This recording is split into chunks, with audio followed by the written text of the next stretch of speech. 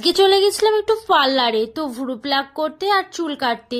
তো চুলের স্টাইলটা আমার কেমন হয়েছে অবশ্যই কিন্তু তোমরা কমেন্টে আমাকে জানাবে। তো চুলের স্টাইলটা কেমন হয়েছে আর আমি কি কাট দিয়েছি বলো তো। তোমরা যদি কেউ বুঝতে পারো অবশ্যই কমেন্ট করে জানাও যে আমি কি চুলের কাটটা কি দিয়েছি। সামনেটা আলাদা কাট দিয়েছি, পিছনটা কিন্তু আলাদা কাট দিয়েছি। আর এই যে দেখছো এই এত চুল, এগুলো সব আমার আমার এত বড় চুল ছিল, কেটে পুরো ছোট করে ফেলেছি আমি। তো অতটাও ছোট করিনি, অতটাও মানে আমার চুলটা অনেকটাই বড় ছিল, তার তুলনায় অনেকটাই ছোট হয়ে গেছে, তোমরা তো দেখতেই পাচ্ছ।